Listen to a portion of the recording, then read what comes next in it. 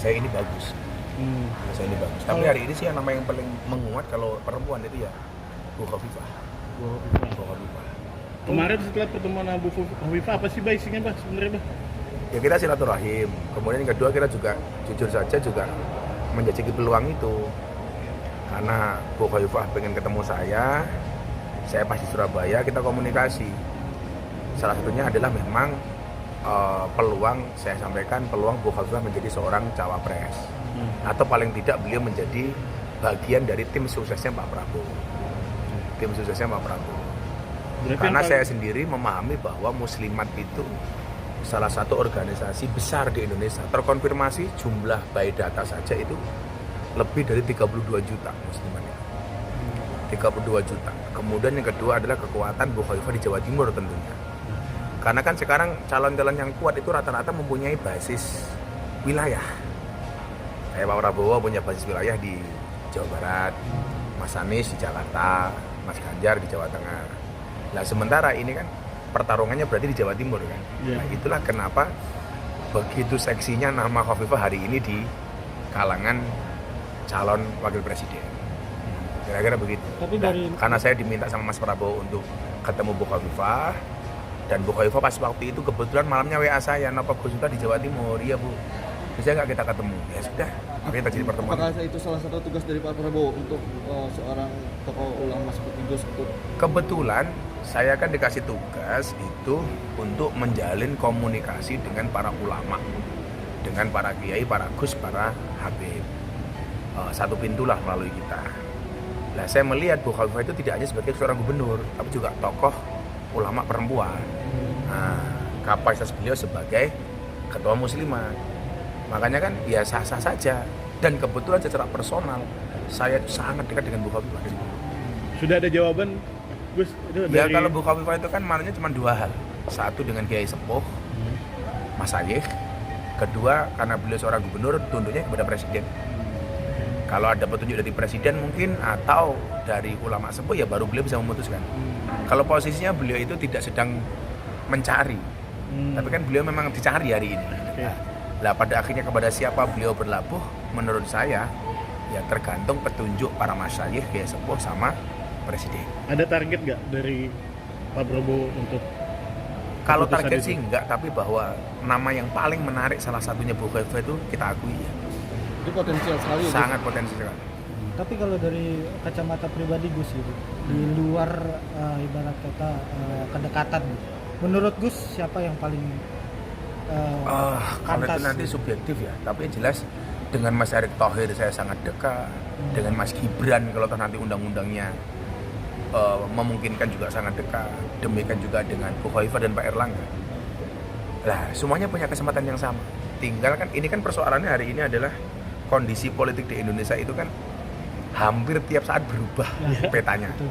Jadi lebih gampang analisa politik di 2019 dibandingkan hari ini. Mungkin ini ya teman-teman tolong catat ya. Hari ini kan banyak yang kemudian masa Gus Miftah Ustadz akhirnya ikut ngurus Pilpres.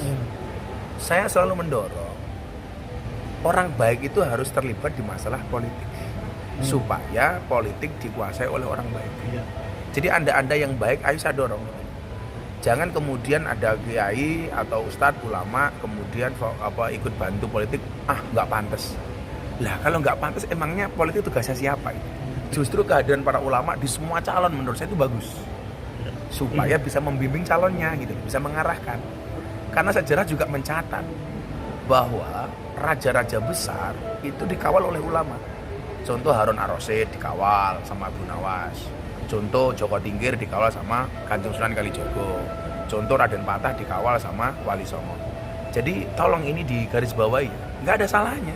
Justru siapapun calon yang didukung, saya malah mendukung orang-orang seperti ulama kiai itu untuk terlibat, untuk mengarahkan.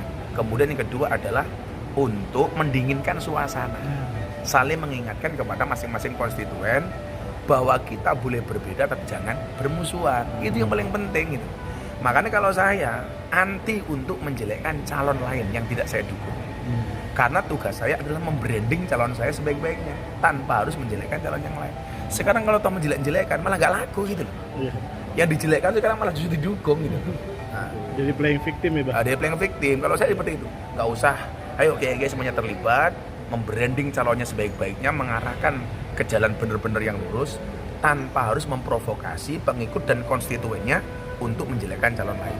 Lah, pentingnya di situ itu. Tolong kalian catat. Gus, banyak warganet juga yang menyayangkan ceramah Gus itu masa NU bareng PKS. Maksudnya apa tuh Gus? Bisa dikoreksi? Itu kan dari dulu banyak amalan kita yang kemudian tidak tidak bisa seirama dengan PKS. Contoh yang dulu kita pelaksanaan Maulid, itu bagaimana kemudian NU ini aktivis Maulid, sementara banyak teman-teman PKS itu yang anti Maulid. Dulu loh ya itu. Saya sendiri pernah berhadapan langsung dengan teman-teman itu. Bagaimana kemudian Maulid kita dibid'ahkan dan lain sebagainya. Dan itu saya pun hanya mengaminkan bahasa kiai saya, Kiai Marzuki Mustamar, Ketua PWNU Jawa Timur, yang beliau selalu mengatakan berat susah. Dalam hal ini saya berbicara soal akidah, bukan berbicara soal politik. Nah, karena memang dari dulu kendala kita ketika kita berahlu sunnah itu banyak kita berbeda pendapat dengan teman-teman PKS. Dan itu bahasa sudah saya lontarkan dulu, bukan masalah kemudian saya berbeda pilihan presiden, tapi konteksnya sejak sebelum pilihan presiden.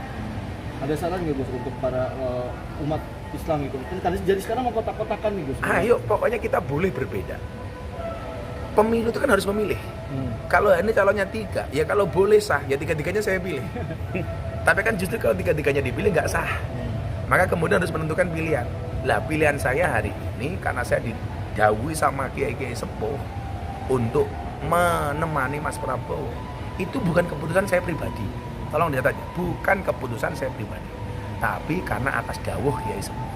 Nah, yang perlu kita lakukan hari ini, ayo kita branding calon kita sebaik-baiknya tanpa harus bermusuhan. Kamu tetap saudara saya walaupun beda pilihan dengan saya. Makanya saya sepakat dengan pidato Mas Prabowo yang mengatakan sudahlah jangan saling menjelekkan lah. Ayo kita jalin kerukunan walaupun kita berbeda. Itu yang mahal hari ini. Itu loh. Jangan kemudian gara-gara saya Mas Prabowo, kemudian kamu Mas Ganjar, kamu Mas Anies, kita jadi musuh. Enggak dong. Kita tuh kan bersaudara selamanya sesama orang Indonesia. Pemilu cuma 5 tahun sekali. Dan ini kewajiban institusional kita itu, konstitusional kita itu. Ya kita gunakan sebaik-baiknya tanpa harus bercerai-berai. Tapi sampai detik ini Pak Prabowo sudah memberikan isyarat ke Gus. Oh, kalau soal komunikasi pribadi ya hampir tiap hari lah. Itu ya mungkin nanti waktunya kita buka. Tapi sekarang ya semua calon punya kesempatan yang sama. Yang jelas tujuannya adalah untuk kebaikan Indonesia. Gus, balik lagi ke Pak Erlangga nanti pertemuan Gus. Ada ini nggak Gus? Ya, Cara ngomongin ini kan soal cara pres. baru mau ketemu.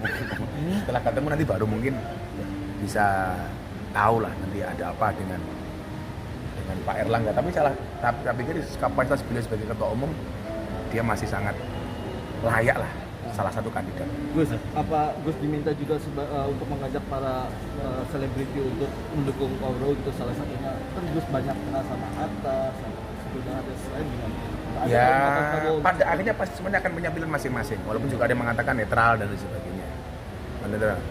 Cuma saya punya persoalan, pengalaman. Jadi begitu dulu kita mengatakan netral, malah dihantam kanan kiri gitu loh. Ya kalau teman-teman selebritis mau gabung sama kita ya silakan, sama yang juga nggak apa-apa. Tetap saudara. Saya juga nggak harus sama dengan Atta walaupun dia anak saya. Saya tidak harus sama dengan Mas Raffi walaupun dia sahabat saya. Bersama ya alhamdulillah, enggak juga nggak apa-apa kan, tetap saudara gitu. Soalnya karena berbeda nih, keluarga Pak Anang juga ke sebelah. Iya makanya itu pokoknya walaupun ada akhirnya toh kemudian kita berbeda tapi kita saudara. Nggak mungkin saya kemudian gara-gara kata si Atta dukung kalian saya bermusuhan sama Atta, ya nggak mungkin, gila. Lebih mahal persaudaraan kita. Gitu ya. Oke. Oke.